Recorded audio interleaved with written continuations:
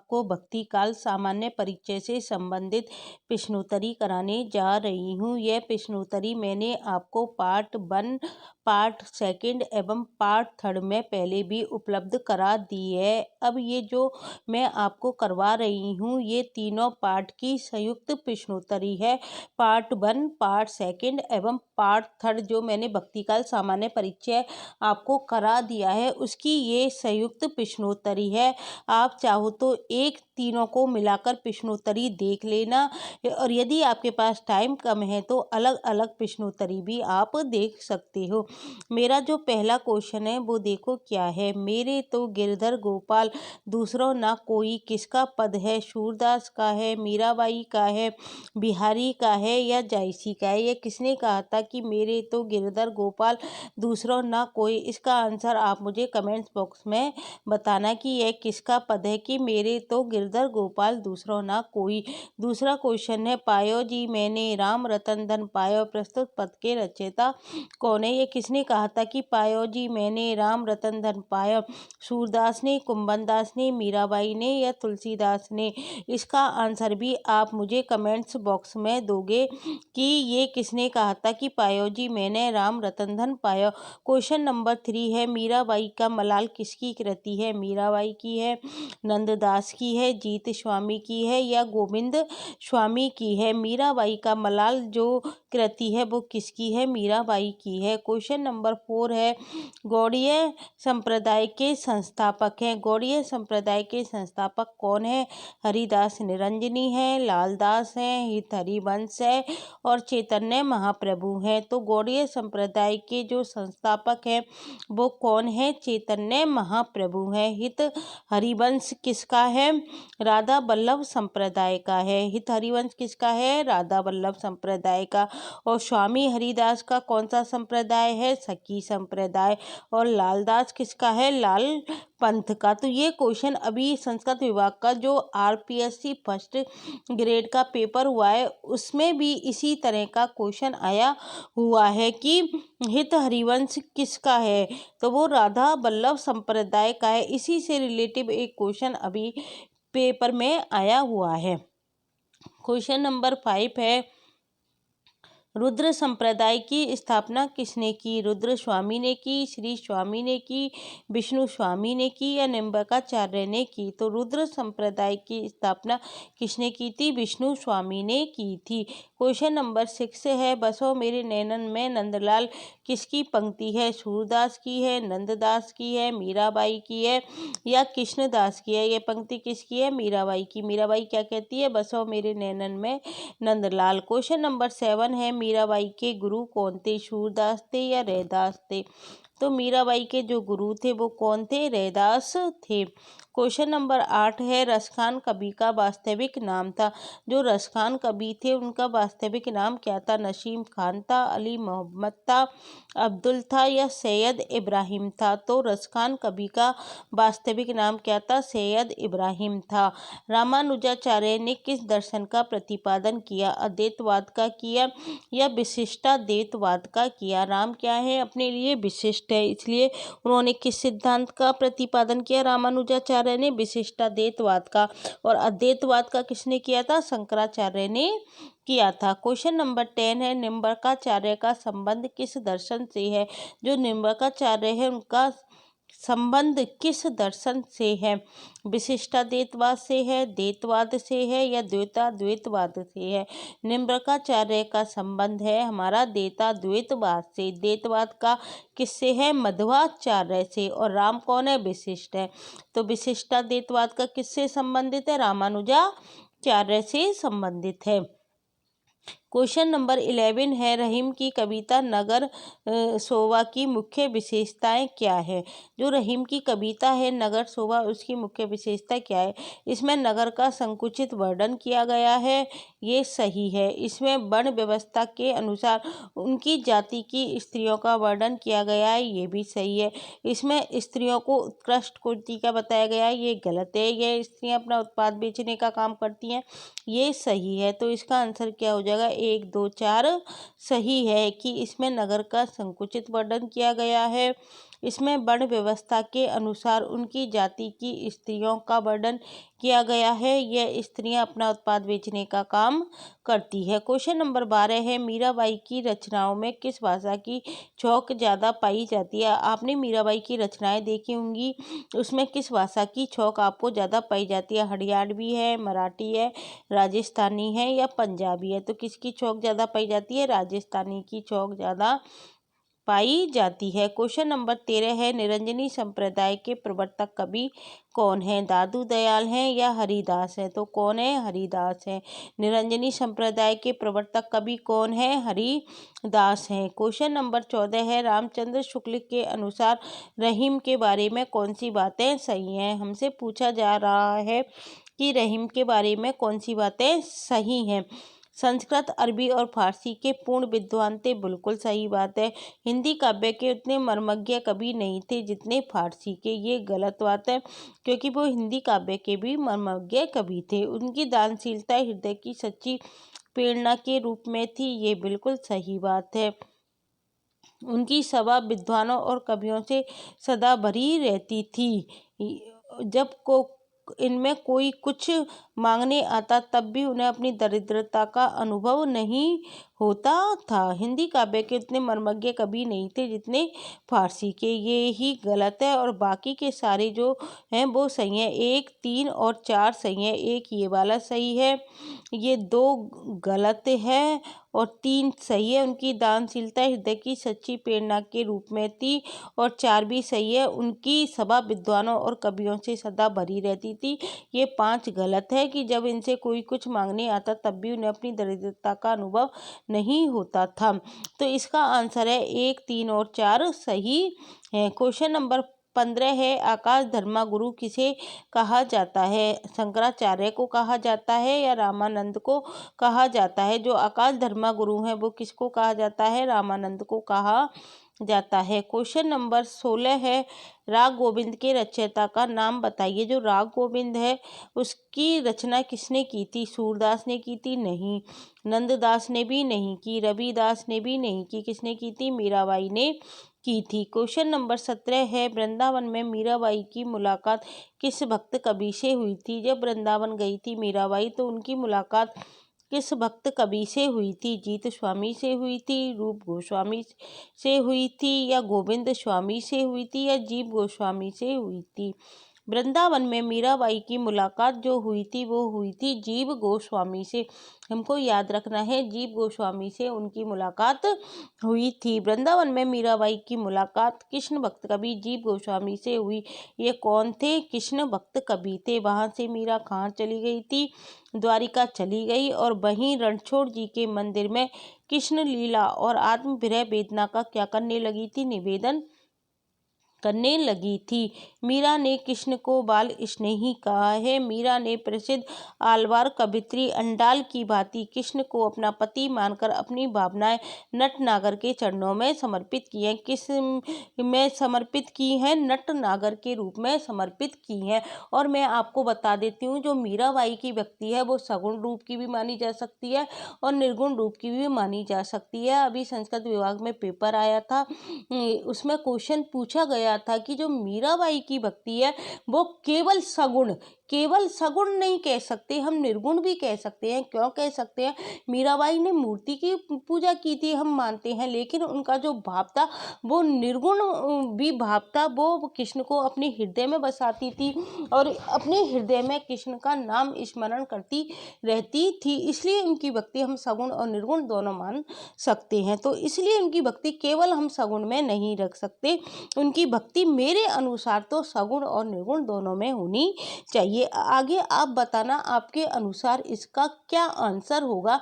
जो संस्कृत विभाग में पेपर आया था उसमें जो ये मीराबाई से संबंधित क्वेश्चंस जो पूछा गया है कि मीराबाई की भक्ति केवल सगुण की थी, मुझे तो यही ऑप्शन गलत लग रहा है, क्योंकि केवल सगुण हम नहीं कह सकते। मीराबाई की भक्ति में हमको सगुण प्लस निर्गुण दोनों के भाव हमको दिखाई देते हैं, इसलिए मीराबाई को हम किसमें रखते हैं? संप्रदाय निरपेक्ष कवित्री के अंतर्गत हमने शुक्ल जी इनको स्थान देते हैं। संप्रदाय निरपेक्ष कवित्री ये मीराबाई मानी जाती हैं। क्वेश्चन नंबर 18 है, रहीम किसके दरबार में कवि थे? रहीमदास थे, वो किसके दरबार में कवि थे?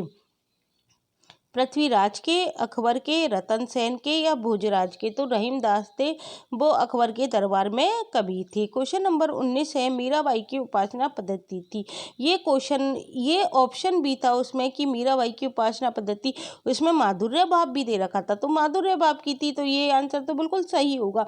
उसमें असंगत कथन पूछा जा रहा था, सखा भाव की थी, पुष्टि मार्गीय थी या माधुर्य भाव की? तो मीराबाई की उपासना कैसी थी? माधुर्य भाव की थी। क्वेश्चन नंबर 20 है, तुम्हारे मारे घर आवो जी प्रीतम प्यारा, चुन चुन कलिया मैं सेज बनाऊं भजन करूं मैं सारा। ये किसकी पंक्तियां हैं कि तुम्हारे मारे घर आवो जी प्रीतम प्यारा, चुन चुन कलियां मैं सेज बनाऊं भजन करूं मैं प्यारा? मीराबाई की हैं, महादेवी वर्मा की हैं, विद्यापति की हैं, भूषण की है। विद्यापति की नहीं है, भूषण की नहीं है, महादेवी वर्मा की नहीं है, किसकी हैं? ये मीराबाई की पंक्तियां हैं। और महादेवी वर्मा की पंक्तियां कौन सी है? मैं नीर भरी दुख की बदली। और भूषण की कौन सी है? तीन बेर खाती वे तीन बेर खाती है। क्वेश्चन नंबर 21 है, निम्न में विष्णु संप्रदाय को किस संज्ञा से अभिहित किया गया है? जो विष्णु संप्रदाय है उसको किस संज्ञा से अभिहित किया जाता है? रुद्र संप्रदाय, चैतन्य संप्रदाय, सखी संप्रदाय या पुष्टि संप्रदाय? तो वो किससे किया जाता है? अभिहित रुद्र संप्रदाय से अभिहित किया जाता है। क्वेश्चन नंबर 22 है, जिस प्रकार मीराबाई ने जाके सिर मोर मुकुट मेरो पति सोही कहकर कृष्ण की भक्ति पति रूप में की, उसी प्रकार किस दक्षिण भारतीय भक्त कवित्री ने कहा कि स्वामी कृष्ण के अतिरिक्त किसी और को मैं अपना पति नहीं बना सकती? है कौन भक्त कवित्री थी जो कि दक्षिण की थी? अक्का महादेवी थी, बहनबाई थी, अंडाल थी या सहजोबाई थी? ये कौन थी? अंडाल थी, जो कृष्ण के अतिरिक्त किसी और को अपना पति नहीं बना सकी। क्वेश्चन नंबर 23 है, भक्ति रसामृत सिंधु के रचयिता कौन है? जो भक्ति रसामृत सिंधु है इसके रचयिता कौन है? रामानंद है, रामानुजाचार्य हैं, विट्ठल नाथ है या रूप गोस्वामी है? कौन है इसके? रूप गोस्वामी है। क्वेश्चन नंबर 24 है, इनकी युक्तियां ऐसी लुभावनी हुई कि बिहारी आदि परवर्ती कवि भी उनमें से बहुतों का अपहरण करने का लोभ न रोक सके। शुक्ल की यह उक्ति किस कवि के विषय में है? शुक्ल जी इसी तरह की उक्तियां कहते हैं, देखने पर भी पता चल जाता है ये शुक्ल जी की ही भाषा है। और ये भी पूछा जा सकता है ये किस विद्वान का कथन है? तो ये किसका है? शुक्ल जी का है। इनकी युक्तियां ऐसी लुभावनी हुई कि बिहारी आदि परवर्ती कवि भी उनमें से बहुतों का अपहरण करने का लोभ ना रोक सके। शुक्ल की यह उक्ति किस विषय में है? तुलसीदास के में, रहीम के में, कबीर के में या वृंद के में? तो ये किसके विषय में है? रहीमदास के बारे में ये कहते हैं। क्वेश्चन नंबर 25 है, उत्तर भारत में भक्ति का प्रसार करने का श्रेय किसे प्राप्त है? भक्ति उपजी दामणी लाए रामानंद। भक्ति तो दक्षिण भारत में उपजी थी, लेकिन उसको उत्तर भारत में लाने का श्रेय किसको दिया जाता है? रामानंद को दिया जाता है। भक्ति उपजी दामणी मतलब दक्षिण भारत में उत्पन्न हुई थी भक्ति। तो शंकराचार्य है, रामानुजाचार्य हैं, रामानंद हैं या मध्वाचार्य हैं? तो कौन है? रामानंद हैं। क्वेश्चन नंबर 26 है, रचना और रचनाकार की दृष्टि से इनमें से कौन सा विकल्प गलत है? हमको गलत विकल्प बताना है। तो देखो, ध्यान मंजरी अग्रदास की है, बहुत पूछी जाती है, ये बिल्कुल सही है। बरवे नाई का वेद किसका है? रहीमदास का है, ये भी बहुत पूछी जाती है। भक्तमाल किसकी है? नाभादास की। ये तीनों कृति इंपॉर्टेंट है, बहुत पूछी जाती है। और चौथी भी इंपॉर्टेंट है, बैली किशन रुक्मणी री किसकी है? चतुर्बुद्ध दास की नहीं है, बल्कि किसकी है? पृथ्वीराज की रचना है। और हमसे गलत विकल्प पूछा जा रहा है, तो ये ही इसका आंसर हो जाएगा। क्वेश्चन नंबर 27 है, विशिष्टाद्वैतवाद दर्शन के प्रवर्तक कौन है? ये जो विशिष्टाद्वैतवाद है, ये इस दर्शन के प्रवर्तक कौन है? मध्वाचार्य हैं, रामानुजाचार्य हैं, बल्लवाचार्य हैं या शंकराचार्य हैं? मैंने आपको बताया था राम कैसे हैं? विशिष्ट हैं, तो रामानुजाचार्य हैं। और मध्वाचार्य ने कौन सा दिया था? द्वैतवाद सिद्धांत दिया था। बल्लवाचार्य का कौन सा है? शुद्धाद्वैतवाद। बल्लवाचार्य का कौन सा है? शुद्धाद्वैतवाद। और शंकराचार्य का सिद्धांत का क्या नाम है? अद्वैतवाद। ये आपको टिप्स पर याद होनी चाहिए, क्योंकि सिद्धांत से संबंधित एक क्वेश्चन आरपीएससी जरूर पूछती है। क्वेश्चन नंबर 28 है, कबीर परिचय के रचनाकार कौन है? नावा दास है, अनंत दास है, धर्मदास है या सुंदर दास है? कबीर परिचय के रचनाकार कौन है? अनंत दास है। कौन है? अनंत दास है। क्वेश्चन नंबर 29 है, तुलसीदास किस दार्शनिक मत के भक्त कवि थे? तुलसीदास थे वो किस दार्शनिक मत को मानते थे? तो वो मानते थे विशिष्टाद्वैतवाद को। क्यों मानते थे? क्योंकि उन्होंने किसकी उपासना की थी? राम की उपासना की थी। और राम की उपासना हमको किस में दिखती है? विशिष्टाद्वैतवाद में दिखती है। द्वैतवाद किसने दिया था? मध्वाचार्य ने। अद्वैतवाद किसने दिया था? शंकराचार्य ने। क्वेश्चन नंबर 30 है, तुलसी के वचनों के समान रहीम के वचन भी हिंदी भाषी भूभाग में सर्वसाधारण के मुंह पर रहते हैं। यह किसका कथन है? तो किसका कथन हो सकता है? शुक्ल का होता है। शुक्ल के कथन ही पेपर में ज्यादातर पूछे जाते हैं। तुलसी के वचनों के समान रहीम के वचन भी हिंदी भाषी भूभाग में सर्वसाधारण के मुंह पर रहते हैं। किसका कथन है? रामचंद्र शुक्ल का कथन है। बच्चन सिंह का नहीं है, नंद दुलारी वाजपेयी का नहीं है, नगेंद्र का नहीं है। क्वेश्चन नंबर 31 है, मान सहित विष खाए के शंभु भय जगदीश, बिना मान अमृत पिए राहु कटायो शीश। सर्जन में संकलित ये पंक्तियां इनमें से किस कवि की हैं? रहीम की है, कबीर की है, कृपाराम की है या बिहारी की है? तो ये पंक्तियां किसकी हैं? रहीम की। रहीम क्या कहते हैं? मान सहित विष खाए के शंभु भय जगदीश, बिना मान अमृत पिए राहु कटायो शीश। किसकी पंक्तियां हैं ये? रहीमदास की पंक्तियां हैं। क्वेश्चन नंबर 32 है, मदनाष्टक के रचयिता का क्या नाम है? मदनाष्टक है वो किसने लिखी थी? केशव दास ने, रसखान ने, रहीम ने या नरोत्तम दास ने? तो किसने लिखी थी? रहीम दास ने लिखी थी। क्वेश्चन नंबर 33 है, भक्ति काल के किस कवि ने संस्कृत को छोड़कर भी संस्कृत की शास्त्रीय परंपरा का निर्वहन किया? इसको आसानी से आप बता दोगे कि भक्ति काल का कौन सा कवि है जिसने संस्कृत को छोड़कर भी संस्कृत की शास्त्रीय परंपरा का निर्वहन किया था? जायसी है, सूरदास है, तुलसीदास है या नंददास है? वो कौन है? तुलसीदास हैं, जिन्होंने संस्कृत को छोड़कर भी संस्कृत की शास्त्रीय परंपरा का क्या किया था? निर्वहन किया था। अब अगला क्वेश्चन जो 34 पूछा गया है वो पूछा गया है, जो रहीमदास की मदनाष्टक कृति है उसकी भाषा हमसे पूछी जा सकती है। भाषा क्या है? खड़ी बोली है, अवधी है, ब्रज है या राजस्थानी है? तो कौन सी भाषा है उसकी? खड़ी बोली है। क्वेश्चन नंबर 35 है, खेट कोतुकम किसकी रचना है?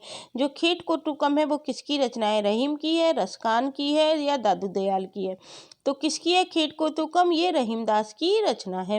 क्वेश्चन नंबर 36 है, भक्ति आंदोलन को ईसाईयत की देन करने वाले इतिहासकार कौन है? ये क्वेश्चन बहुत पेपर में आता है, इंपॉर्टेंट क्वेश्चन है कि भक्ति आंदोलन को ईसाईयत की देन कहने वाले इतिहासकार कौन है? जॉर्ज ग्रियर्सन है, मिश्र बंधु है, राहुल है या रामचंद्र शुक्ल है? कौन है? जॉर्ज ग्रियर्सन है। आज मैं आपको टोटल 70 क्वेश्चन कराऊंगी जो कि भक्ति काल के सामान्य परिचय से संबंधित होंगे। इसमें क्या आ जाते हैं? भक्ति काल के सामान्य परिचय के अंतर्गत देखो सगुण और निर्गुण दोनों के कवि आ जाते हैं सामान्य परिचय के अंतर्गत, और ज्यादातर आता है हमारी पृष्ठभूमि आती है, और इसके अलावा भक्ति काल की विशेषताओं से संबंधित क्वेश्चन पूछे जाते हैं, और भक्ति काल को किसने क्या क्या कहा था ये पूछा जाता है, और इसके अलावा जो रामचंद्र शुक्ल हैं इनकी उक्तियां भी पूछी जाती हैं। क्वेश्चन नंबर 37 है, 17वीं सदी के युग को हिंदी काव्य का स्वर्ण युग मानने वाले प्रथम विद्वान है। अब देखो ये उक्तियां ही तो हैं जो पूछी जाती हैं पेपर में। 16वीं और 17वीं सदी को हिंदी काव्य का स्वर्ण युग किसने माना था?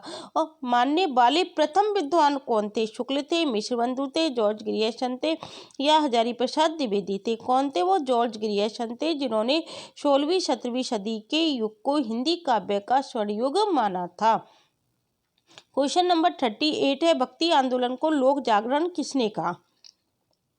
अब आप ये बताओ कि भक्ति आंदोलन को लोक जागरण किसने कहा था? नगेंद्र ने कहा था, राहुल ने कहा था, रामविलास शर्मा ने कहा था या हजारी प्रसाद द्विवेदी ने कहा था? किसने कहा था? हजारी प्रसाद द्विवेदी ने कहा था। क्वेश्चन नंबर 39 सभी लोग बता देंगे, ये क्वेश्चन वेरी इंपॉर्टेंट और पेपर में पूछा जाता रहता है। अपने पौरुष से हताश जाति के लिए भगवान की शक्ति और करुणा की ओर ध्यान ले जाने के अतिरिक्त दूसरा मार्ग ही क्या था? यह किसने कहा था? रामचंद्र शुक्ल ने कहा था, नगेंद्र ने कहा था, हजारी प्रसाद द्विवेदी ने कहा था या रामविलास शर्मा ने कहा था? तो ये किसकी उक्ति है? रामचंद्र शुक्ल। शुक्ल जी क्या कहते हैं कि अपनी पौरुष से हताश जाति के लिए भगवान की भक्ति, भगवान की शक्ति और करुणा की ओर ध्यान ले जाने के अतिरिक्त दूसरा मार्ग ही क्या था? क्वेश्चन नंबर 40 है, हिंदी साहित्य के किस युग को स्वर्ण युग कहते हैं? ऐसा कौन सा युग है हिंदी साहित्य का जिसको कि हम स्वर्ण युग कहते हैं? रीति काल है, आदि काल है, आधुनिक काल है या भक्ति काल है? कौन सा है? भक्ति काल। और आधुनिक काल के किस युग को हम स्वर्ण युग कहते हैं? वो हो जाएगा हमारा छायावाद युग। किसको कहते हैं? छायावाद युग को। आधुनिक काल का पूछे तो आ जाएगा हमारा छायावाद युग, और हिंदी साहित्य के किस युग को पूछे तो भक्ति काल हो जाएगा। क्वेश्चन नंबर 41 है, भक्ति काल को बौद्ध धर्म की देन किसने कहा था? जो भक्ति काल है उसको बौद्ध धर्म की देन किसने कहा था? हजारी प्रसाद द्विवेदी ने कहा, जॉर्ज ग्रियर्सन ने कहा, धीरेन्द्र वर्मा ने कहा या रामचंद्र शुक्ल ने कहा? भक्ति काल को बौद्ध धर्म की देन कहा था हजारी प्रसाद द्विवेदी ने। किसने कहा था? हजारी प्रसाद द्विवेदी ने कहा था। क्वेश्चन नंबर 42 है, भक्ति रस का पूर्ण परिपाक जैसा विनय पत्रिका में देखा जाता है वैसा अन्यंत्र नहीं है, कथन किसका है? ज्यादातर कथन किसके आते हैं? शुक्ल जी के आते हैं। हजारी प्रसाद द्विवेदी का है, रामचंद्र शुक्ल का है, नगेंद्र का है या वियोगी हरि का है? तो किसका है? रामचंद्र शुक्ल का है। क्वेश्चन नंबर 43 है, निम्न में से कौन सा काव्य भक्ति काल का नहीं है? आराम से आप बता दोगे। भक्ति काल की कितनी शाखाएं हैं? 2 शाखाएं। पहली कौन सी है? सगुण। दूसरी कौन सी है? निर्गुण। कोई सी भी मान लो, पहली निर्गुण मान लो चाहे सगुण मान लो। निर्गुण की कितनी है? 2 शाखाएं, और सगुण की भी 2। निर्गुण की कौन सी हो गई? हमारी संत काव्य धारा और सूफी काव्य धारा, जो कि मैंने आपको संत काव्य धारा से संबंधित क्वेश्चन भी करा दिए और सूफी काव्य धारा से संबंधित भी क्वेश्चन मैंने आपको पूरे करा दिए। और सगुण की कौन सी हो गई? राम भक्ति शाखा और कृष्ण भक्ति शाखा। राम भक्ति शाखा के क्वेश्चन अभी पूरे नहीं हुए हैं, वो हमारे चल रहे हैं, मैं उसके भी सीरीज आपको प्रदान करूंगी, और कृष्ण भक्ति शाखा भी अभी हमारी रह गई है। तो हम आराम से बता देंगे कि भक्ति काल में कौन नहीं आता है। देखो, संत काव्य आता है, राम भक्ति काव्य आता है, सूफी काव्य आता है। कौन सा नहीं आता? छायावादी काव्य। ये किस में आता है? आधुनिक काल के अंतर्गत आता है। क्वेश्चन नंबर 44 है, भक्ति का प्रारंभ कहाँ से हुआ? आपको पता है भक्ति कहाँ से उत्पन्न हुई? भक्ति उपजी द्राविणी लाए रामानंद। तो कहाँ से उत्पन्न हुई थी? दक्षिण भारत से उत्पन्न हुई थी। तो पूर्वी भारत, दक्षिण भारत, पश्चिम भारत, उत्तर भारत। तो दक्षिण भारत से उत्पन्न हुई थी भक्ति, और रामानंद उसको कहाँ पर लाए थे? उत्तर भारत में लाए थे। आलवार वैष्णवों की संख्या पूछी जाती है, 9 है, 10 है, 11 है या 12? तो 12 क्या माने जाते हैं? आलवार वैष्णवों की संख्या 12 मानी जाती है। क्वेश्चन नंबर 46 है, समग्र भक्तिकालीन काव्य पर कौन सी विशेषता लागू होती है? जो समग्र भक्तिकालीन काव्य है उस पर कौन सी विशेषता लागू होती है? देखो, पूरा भक्ति काल पूछा है, केवल एक पार्ट नहीं पूछ रहा है, समग्र पूछ रहा है। तो अवतार में विश्वास, तो ये समग्र पर नहीं है, निर्गुण वाले नहीं मानते हैं इसको। जाति प्रथा का निषेध, ये भी ये सगुण वाले नहीं मानते हैं। अहंकार का त्याग है, ये ऐसा पॉइंट है जो कि समग्र भक्ति काल पर लागू होती है। ईश्वरीय लीला गायन कौन कहते हैं? सगुण भक्ति काव्य में किया गया है, निर्गुण भक्ति काव्य में इतना महत्व नहीं दिया गया है। क्वेश्चन नंबर 47 है, जो समग्र भक्तिकालीन काव्य पर विशेषता लागू होती है वो कौन सी हो गई? अहंकार का त्याग हो गई।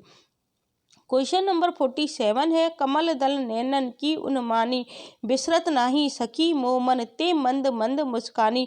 यह पद चरण किसकी रचना है? मीराबाई की है, रहीम की है, सूरदास की है या नंददास की है? यह किसकी है? रहीमदास की। रहीमदास जी क्या कहते हैं?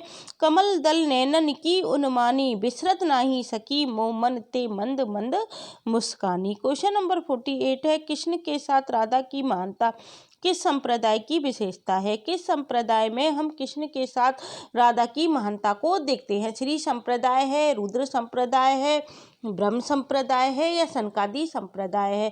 तो वो कौन सा संप्रदाय है? वो सनकादि संप्रदाय है। क्वेश्चन नंबर 49 है, अद्वैतवाद के अनुसार क्या है? संसार सत्य है, जीव और ब्रह्म अलग अलग है, ब्रह्म विशेषण युक्त है, जीव और ब्रह्म एक है। अद्वैतवाद क्या कहता है? जीव और ब्रह्म एक है, अलग अलग नहीं है। क्वेश्चन नंबर 50 है, निम्न में से एक सही युग्म हमको बताना है।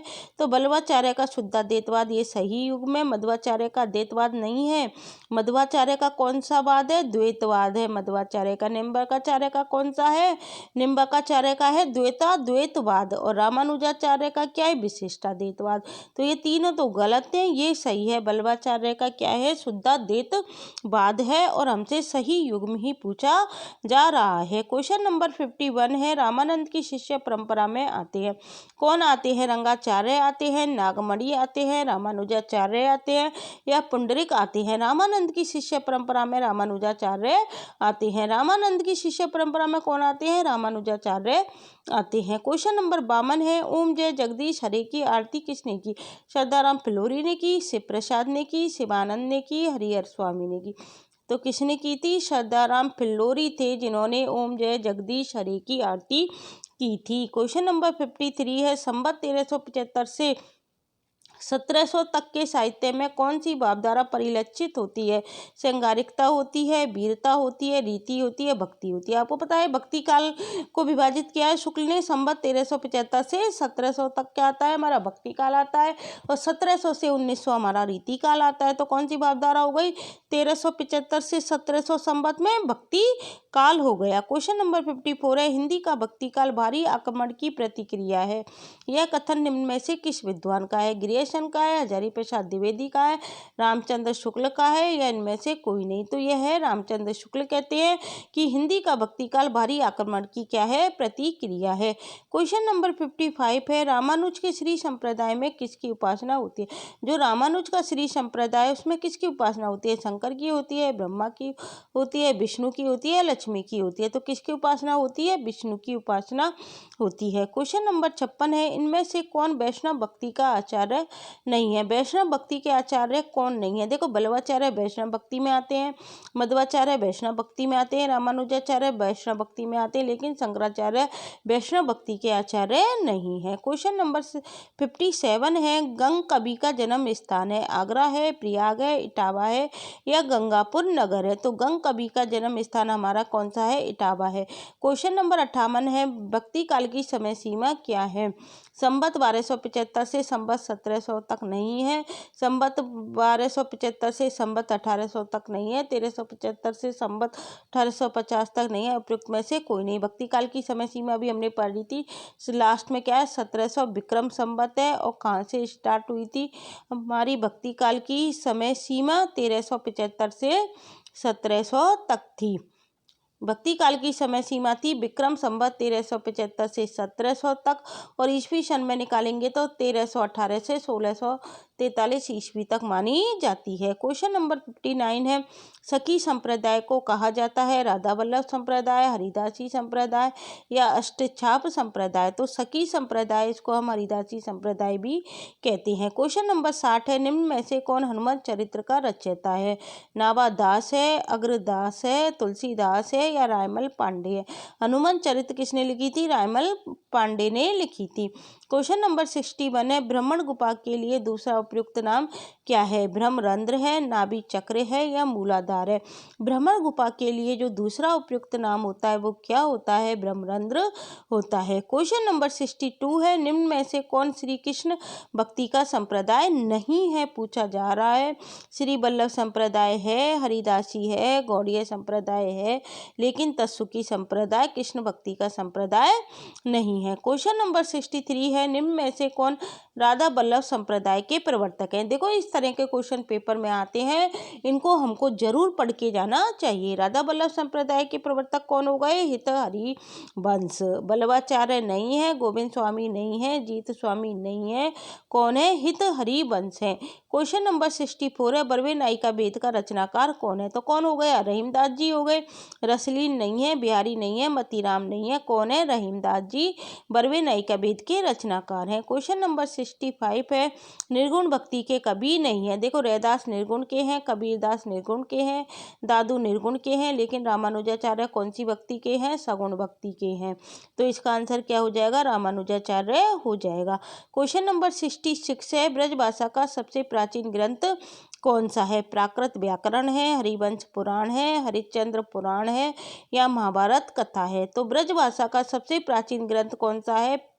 प्राकृत व्याकरण है। कौन सा है? ब्रजभाषा का सबसे प्राचीन ग्रंथ प्राकृत व्याकरण है। क्वेश्चन नंबर 67 है, भक्ति काव्य को भारतीय चिंतन धारा का स्वाभाविक विकास किसने माना है? श्याम सुंदर दास ने, रामकुमार वर्मा ने, हजारी प्रसाद द्विवेदी ने, या रामचंद्र शुक्ल ने? किसने माना है? हजारी प्रसाद द्विवेदी ने भक्ति काव्य को भारतीय चिंतन धारा का स्वाभाविक विकास माना है। किसने माना है? हजारी प्रसाद द्विवेदी ने। क्वेश्चन नंबर 68 है, विभिन्न मतों के आधार पर हिंदी में भक्ति काव्य की कितनी शाखाएं मानी जाती हैं? 3 है, 4 है, 2 है, या 6?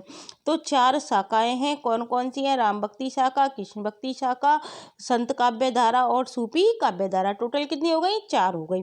क्वेश्चन नंबर 69 है, रामचरितमानस, पद्मावत, सूरसागर, कबीर, दोहावली जैसे ग्रंथ किस काल की देन है? आपको पता है रामचरितमानस भक्ति काल में लिखा गया, पद्मावत भक्ति काल की है, सूरसागर भक्ति काल की है, कबीर भक्ति काल के हैं, दोहावली भक्ति काल की है। तो छायावाद नहीं होगा, भारतेंदु नहीं होगा, द्विवेदी नहीं होगा, कौन सा हो जाएगा? भक्ति काल हो जाएगा। इसका क्या आंसर हो जाएगा? भक्ति काल इसका आंसर हो जाएगा। मध्वाचार्य का मत कौन सा है? विशिष्टाद्वैतवाद है, शुद्ध अद्वैतवाद है या द्वैतवाद है? तो मध्वाचार्य का मत कौन सा है? द्वैतवाद। विशिष्टाद्वैतवाद मैंने आपको बताया रामानुजाचार्य का है। और शुद्ध अद्वैतवाद किसका है? बल्लवाचार्य का है। और अद्वैतवाद किसका है? शंकराचार्य का है। इन दर्शनों से संबंधित एक क्वेश्चन पेपर में जरूर पूछा जाता है, इसलिए आपको याद करके जाना चाहिए जरूर। आज मैंने आपको भक्ति काल के सामान्य परिचय से संबंधित 70 क्वेश्चंस पूरे करा दिए हैं। इसके अलावा मैंने निर्गुण काव्य के अंतर्गत संत काव्य धारा की प्रश्नोत्तरी भी आपको एक मैराथन क्लास में करा दिया, जिसके मैंने 100 क्वेश्चन आपको एक ही वीडियो में प्रोवाइड करा दिए हैं। ये मैराथन क्लास 2 होगी, जिसमें कि हमने भक्ति काल से संबंधित 70 क्वेश्चंस पूरे कर लिए। फिर मैराथन 3 आएगी, जिसमें हम सूफी काव्य से संबंधित जितने भी क्वेश्चन मैंने आपको टुकड़ों में कराए थे वो आपको एक ही वीडियो में करा दूंगी। इसी तरह से फिर राम भक्ति शाखा के कराऊंगी आपके लिए और कृष्ण भक्ति शाखा के कराऊंगी। अगर आपको ये वीडियो अच्छी लगती है तो इसे अन्य छात्रों के लिए शेयर करना मत भूलना। प्लीज़ चैनल को सब्सक्राइब करना मत भूलना। Thank you guys.